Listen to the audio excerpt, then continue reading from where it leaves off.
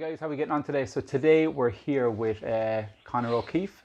Conor is an ultra marathon runner, and I suppose on top of that as well, you've kind of learned to develop an incredible mindset to push your body to be able to do some incredible things. Yeah. So it's an absolute pleasure to have you with us here today. Absolute pleasure to be here, my man. Thank you very much. No worries. So I suppose kind of just to kick it off, really, I suppose, do you want to share a little bit about kind of what life was like for you as a teenager? Yeah, absolutely. Believe it or not, I don't look it now, but I was actually a really chubby teenager. I was like, I wasn't incredibly active and enjoyed junk food a lot. So I was actually kind of always the kind of awkward fat guy, kind of trying to make jokes and kind of draw attention kind of away from what he looked like and more for what he was saying.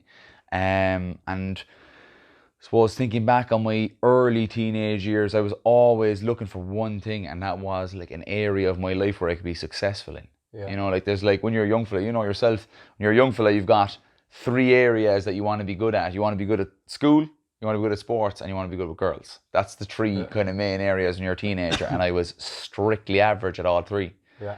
So I kind of spent an awful lot of my time as a teenager being very, very awkward and very I had a false sense of confidence that was just completely, wasn't coming from anywhere, and was more kind of trying to draw attention away from myself. Yeah.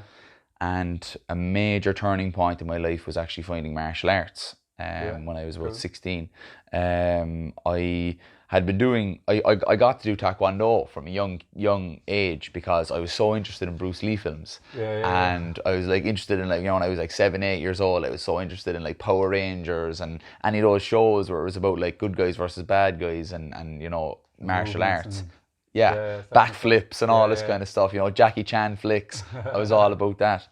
So I got into that, and then I found Muay Thai boxing kind of late into my 16th year. I was just starting to grow a bit. I was after kind of having a bit of a growth spurt, so I was losing a bit of the weight, and the height was kind of coming up, and I started doing Thai boxing, and then things kind of started to change for me a bit from then. Yeah, cool. And like when you were saying as well, you're kind of a bit overweight and stuff. Did you get picked on over your weight ever? Yeah, like I went to an all-boys school, that was kind of very much like fueled with like male bravado. So like anybody that had anything different about themselves was picked on, and it was just part and parcel of everyday life. I gave it sometimes, I took it a lot of the times, and everybody kind of laughed and joked about things. I would get picked on for my weight and things like that, but I was also like a loud guy, kind of outgoing guy, made an awful lot of jokes and kind of like was a messer, was like always in trouble, always sent outside the class, always outside the vice principal's office, always either suspended from school and things like that, because I didn't have the ability to kind of focus my attention on anything, And do you think there was some triggers in around that, or were you just someone that was going to really energize his need to be doing stuff? Or I felt, I suppose, even coming through from primary school, I was always bored. I was always bored in school, and I found it kind of fairly easy to take things on sometimes, like in terms of what the teacher was saying and things like that. And at the beginning in primary school, it was about moving things on. I wanted things to move a bit quicker.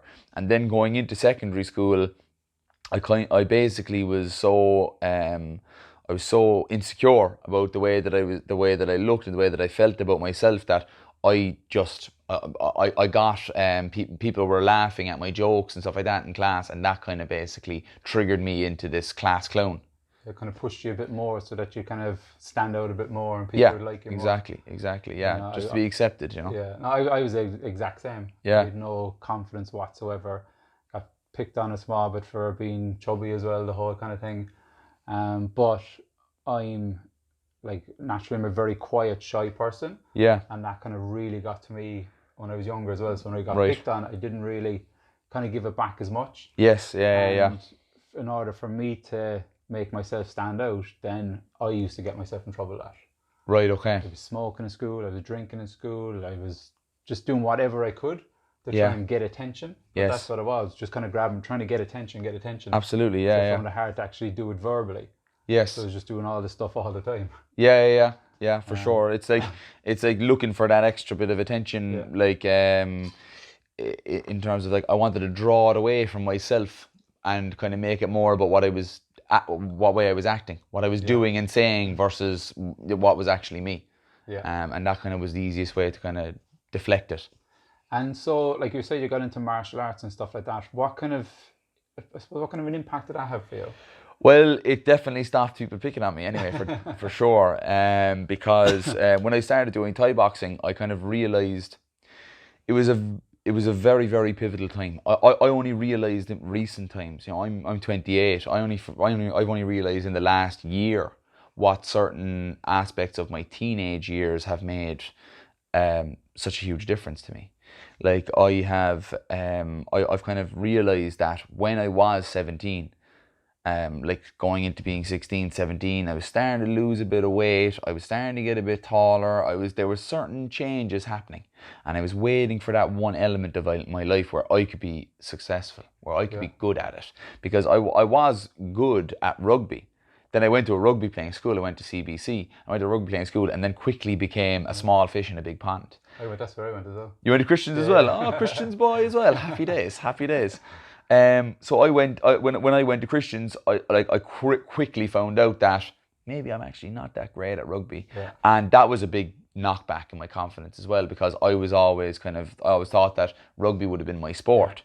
And was it more kind of your own perception of yourself? Like, I'm good at this, and then you're actually stepping in and going, shit, maybe I'm not so good. Absolutely.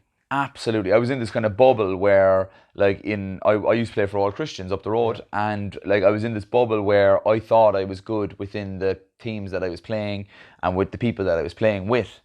But once I got out of that and I got into a more serious level, I realized that all these lads were the me of their own respective teams from around Cork, the best players, and I'm now against all of them. And when I came up against that challenge of trying to stand out or trying to be a better rugby player, instead of like taking it on, I didn't have the confidence to kind of go, right, well, I have to be better. I have to be better, and I have to train harder, and I have to do this. Instead, I regressed. Just pushed you back. Just didn't. It knocked my confidence even more, so that I didn't actually put the effort in to get my level up to the lads. I just faded away. Did that affect you in any other areas of your life? Oh, absolutely. Well, it just made me feel really, really down about it, because, like, did it make you kind of question other parts, other areas of your life? Yeah, maybe not as good in this. Or I would have been a fairly good student in my primary school. I used to act out an awful lot. I used to be, in trouble there too all the time. But I was fairly good at school. When I went in there as well, there was also great students. Yeah. And I was actually, they had they put the classes into how well they did in the exams. I was in the dumbest class, and I was like, whoa, okay, so I'm not as smart as I thought I was, and I'm not as good at sport as I thought I was. That's the perception I had. That's not the actual reality. It was more just, I had to change my mindset around it. I had to change my mindset of, when you enter into a situation where people are quote unquote better than you at certain aspects, that should be a catalyst for you to kind of look at ways you can improve. Yeah. Where for me, I wasn't in the frame of mind where I was looking at that way. I was looking at it, let's give up. It kind of comes back to that growth and fixed mindset. Yeah. That when you look at things, you just think, okay, maybe that's just me. I can't improve on it. Absolutely. Rather than looking at it and go, that's okay, I'm here now, but I know I can improve. I know I can become better. Yeah. I just got to figure out what I need to do to become better. Even on the site there, and you were saying about the growing and fixed mind, that there's like that, even just the actual what the picture represents of the grey mind on the fixed mind and the colourful mind on that's just different layers and different angles of looking at things, and that is mindset really at the end of the day, is 100%. Your perception or what way or angle you're looking at certain things. And that was definitely the case for me in those areas of life. And that just, again, drove me more and more to, like, I wasn't really an emotional eater or whatever the case may be. I just loved food. I loved junk food, especially. The worse it was for me, that was how much I was eating it. And then I kind of basically, it kind of was like kind of a throw my hands up in the air. I'm not good at any of this stuff, so why try? And then I just started to eat more junk food, started to lash out, started smoking cigarettes as well with my mates. I used to hang out an awful lot with a really good buddy of mine in Tower. So I'd be away from my folks. Yeah. I used to just, he used to not smoke. He wasn't smoking or anything like that, but I used to smoke cigarettes. We'd be drinking alcohol and things like that. And it was just like completely toxic. It was just, you know, I really didn't care about what way my life was going at that point in time. Then then it was actually when I was about 16, I kind of had my first of many moments in my life where I was kind of like, I want better, like, you know what I mean? I want to do better. I started then to kind of go to the gym. And I got a gym membership when I was 16 in Mayfield Community School gym. I don't know if you know it. And I started going to the gym in around that time, started growing an awful lot as well. And that was when the certain things started to change. And then martial arts really came into the fold then for me from there. And I suppose that allowed you to, express yourself even more with the martial arts part then, did it? Yeah, it was kind of like a way of making me different as well. Yeah. Because, you know, we went to, like, you know yourself, you go to Christians, people have an idea of CBC, you know, I have an idea of Christians, all like rich, prissy boys or whatever the case would be. Like, there's definitely a certain element where there's an awful lot of people on the kind of middle to upper class inside in that school. Not many people in that kind of class would be boxers or would be doing boxing or anything like that. So when I was doing that, it was kind of something a bit like, there was something different about it, you know, it was kind of cool in a way. And when I started doing that and I started actually fighting in it and started having success in it, it really kind of changed an awful lot of things for me, an awful lot of perceptions in people's minds. And that then became the fuel for... Allow you to pick yourself back up again. And exactly. And then it was kind of basically, I was stacking these things on top of each other because basically it started from actually caring, starting to care about what I was eating and what I was, going to the gym. No, I made every mistake in the book. Yeah. You know, I made every mistake in the book of what I was eating for healthy eating and healthy in fitness and like what I was doing in the gym. I was going in there doing the same thing every single day. I wasn't stretching or no mobility work or anything like that. You know yourself, like when you're going to a gym, you don't know what the story is. You think you do as a young fella. But if I had gotten the training and if I had gotten the guidance that I have gotten in those years previous or following that, it would have been a lot better. But it was still something positive. It was getting me out, getting me active.